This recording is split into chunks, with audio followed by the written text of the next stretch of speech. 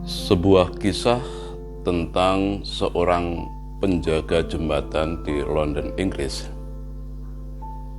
Di Inggris ada sungai Thames, sungai yang sangat luas, dan di atasnya membentang sebuah jembatan yang biasa disebut dengan jembatan London.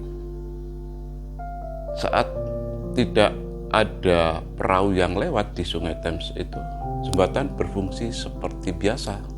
Tetapi ketika mau ada perahu yang lewat, semua kendaraan yang melintas di jembatan berhenti dulu karena jembatannya akan diangkat, memberi kesempatan untuk perahu lewat.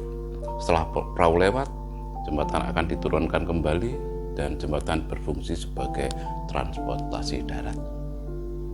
Hari itu, seorang ayah penjaga jembatan ini datang ke tempat pekerjaannya menjaga jembatan itu, mengajak anak laki-laki tunggalnya. Bapak ini begitu asik bercerita dengan anaknya sampai tidak sadar bahwa sudah ada perahu yang sudah mendekat ke jembatan. Maka dengan serta-merta tuas pengangkat jembatan segera diangkat. Krak, krak, krak, krak, krak.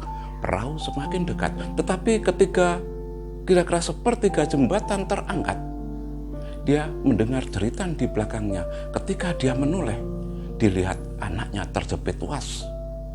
Sangat panik. Tuas diturunkan, anaknya selamat, tetapi kemungkinan besar orang-orang yang di dalam perahu akan celaka. Maka dalam situasi yang panik itu, bapak itu tangan kanannya menutup mata, perlahan-lahan tangan kirinya mengangkat tuas. Tuas terangkat sempurna. Saat yang bersamaan perahu lewat dengan selamat. Ketika menoleh ke belakang, dilihatnya anaknya sudah mati terkulai. Ketika kembali melihat ke dalam perahu, ternyata orang-orang yang ada di dalam perahu, orang-orang yang sedang berpesta pura, bermabuk-mabukan dan berperilaku yang tidak senonoh. Kembali menoleh ke belakang, anaknya sudah mati terkulai. Kira-kira bagaimana perasaan bapak tadi? Marah, sedih, kecewa, dan campur aduk berbagai perasaan sedih yang lain. Kira-kira begitu jugalah perasaan Allah Bapa di surga ketika membiarkan anak tunggalnya mati berdarah-darah di kayu salib. Sementara orang yang dibela masih asik dengan dosa-dosa mereka. Maka mulai kemarin Rabu Abu selama 40 hari kecuali hari Minggu sampai hari Jumat Agung, kita memasuki masa prapaskah, masa puasa, masa retret agung. Sepanjang masa ini kita diharapkan mengobarkan semangat pertobatan, mengingat pengorbanan Tuhan Yesus untuk menebus dosa-dosa kita.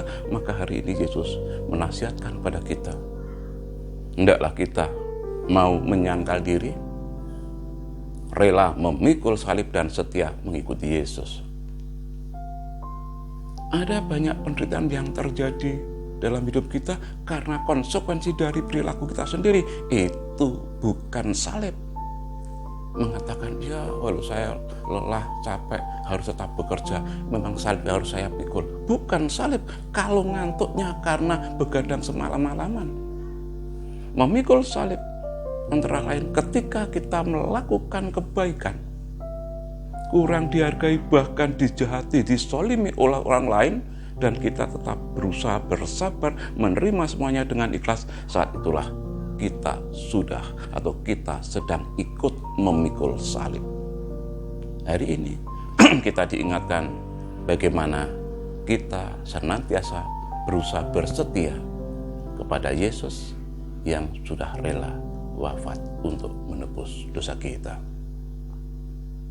Sarapan pagi dengan makan nasi jagung semakin nikmat ditambah dengan lalapan. Selamat memasuki masa retret agung. Mari kita kembangkan semangat pertobatan. Akhirnya kembali saya sampaikan, salam pijar kasih.